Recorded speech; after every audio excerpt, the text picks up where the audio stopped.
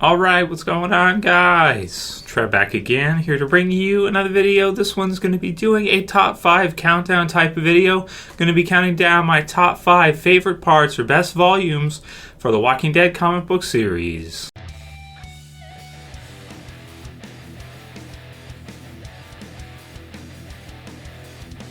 And spoiler warning, if you have not read the Walking Dead comic book series up to current date, when these issues are adapted eventually, I'll try to keep it mostly spoiler-free for the TV series. Yeah, we're going to be going over my top 5 favorite parts of the Walking Dead. TV series, of course, the interpretations are a bit different, but, for the most part, I feel like these are kind of the hot sections or the best parts overall of the series, based on the story arcs, based on the volumes. So we'll keep this one to a top 5. I may eventually turn this into a top 10 as we have so many volumes of The Walking Dead. Currently, there's been up to volume 27 released. 28's hitting, I think, in September roughly or August, depending on where you live. And so these ones are where we're at right now, and these are the best parts of The Walking Dead for me anyway. You guys can write your favorite parts of the series below, and TV series as well is fine too, because of course it is an adaptation. So it starts here and then gets adapted, and sometimes improves, sometimes not quite as good as the comic interpretation, depending on what you like. So honorable mentions first. So some ones that were really close and used to be on the list. For example, Fear the Hunters. Fear the Hunters is a really great volume. I love the volume. I thought the TV series interpretation of it was pretty well done. The comic series version was really exciting. You didn't have the whole Terminus thing. You mainly had them on the road, and then you had the Hunters kind of close in on them. So that was a really exciting one, especially with Dale and everything in the comics. Really loved Fear the Hunters. The first time I read it, I just remember being like, wow, this is amazing. It's just so suspenseful, so thrilling, and so dark when you find out what the Hunters do. And then, of course, what Rick and the others do to them is really, really brutal. It's tough to say if it's more brutal than the TV series or the comic series. Both are really brutal. Maybe the comic book series a bit more. They show a lot of it in the TV series too, but in the comics we get the sense that they kind of chop the Hunters up, which is pretty brutal. So maybe the comic series is a bit more, you have to use your imagination, but a little bit more brutal in terms of, I guess, the direction it leads you in, and then you have to fill in the blanks yourself with kind of what happens at the end, hold them down and everything. Whispers into Screams. So this is another one I really, really like, especially for Carl. This is volume 23. Really great stuff for Carl. You got that dope, Carl, Charlie Adler cover artwork right there, with Carl kind of just looking super serious with the one eye missing and everything. Really great stuff, kind of the introduction of the Whispers, a heavy part in that. And you also have some stuff that happens with Carl, Sophia, and then Lydia, and their relationship kind of gets going in that one. So I really like this one a lot, and I'm excited to see this one interpreted in the TV series, but the comic book series version of Carl for me is really my favorite. The TV series version, nothing against Chandler Riggs, but the way it's been written, a lot of his important parts have been given to Carol, so as a result, he's not quite as badass as he's in the comics, so I really love Whispers into Screams. This one is really great for Carl fans.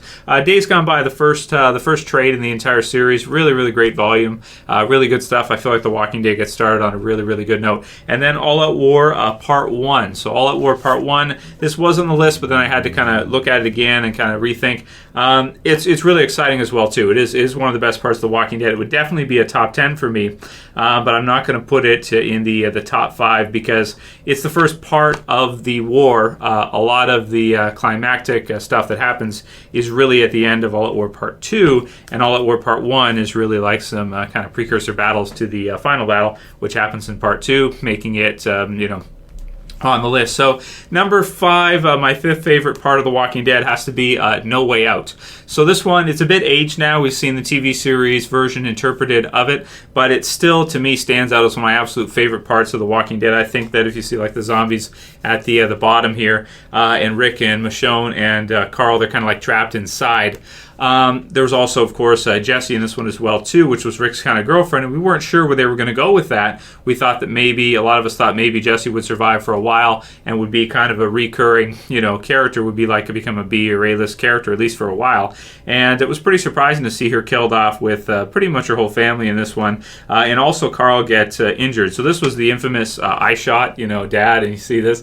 This one was huge. I remember when this one hit the individual comic release, and the internet just went went crazy. Everybody was talking about the Walking Dead comic book series, even at Comic-Con and stuff like that. It was just really hot for sure, gunking up themselves with the guts and everything. So it has a really cool kind of claustrophobic horror feel to it in No Way Out, where they're trapped inside. You have all the zombies that come in, and certain people are able to handle it. You see Rick's face here, and certain people weren't, or kids weren't. It's just really exciting, man. No Way Out is one of my absolute favorite parts of The Walking Dead. The TV series, it is still my favorite episode for the episode No Way Out itself.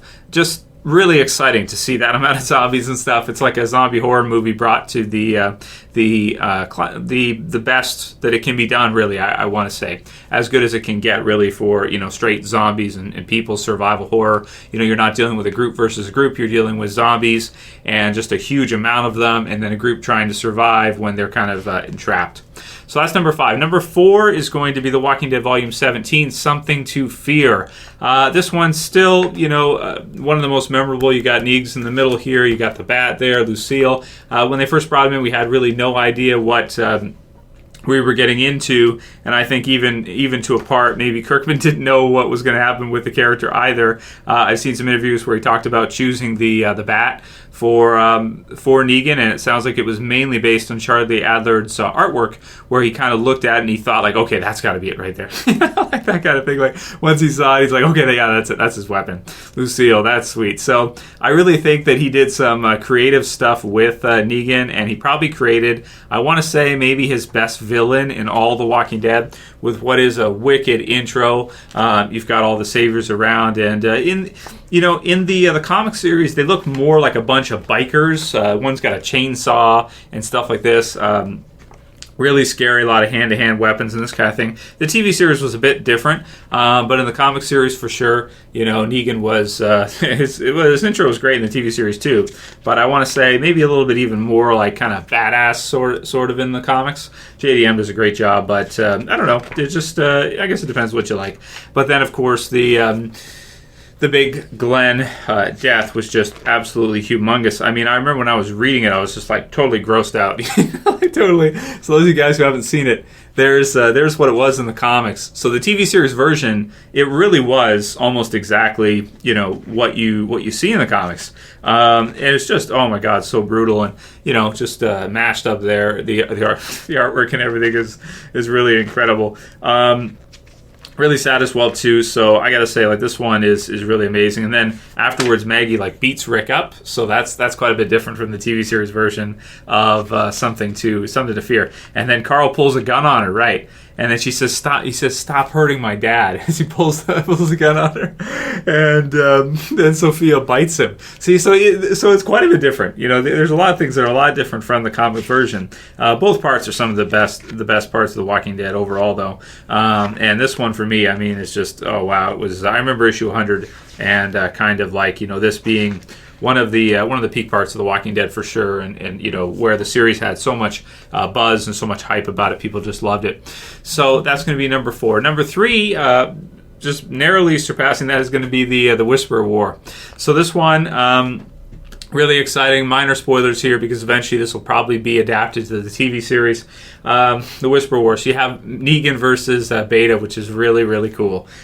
This one has a lot of stuff in it. Really, as I said in my reviews, I was surprised they were doing this all in one part. I really felt like this could have been stretched into 2 parts of story. But instead, they do like kind of cells like this, where you have the different frames, and the comic really sectioned off a lot with the different frames and everything to tell the story. And for example, you have the part with here, you guys know who it is if you've read. If you haven't, you can watch my review on it.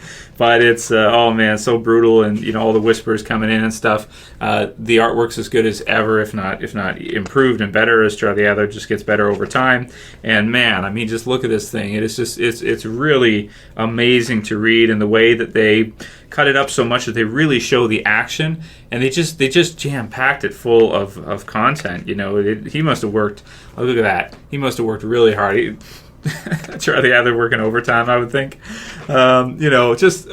This fight is one of the absolute best in all The Walking Dead. To see Negan versus and like, look at this right here, right?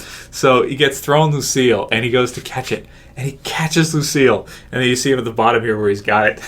He attached it with it.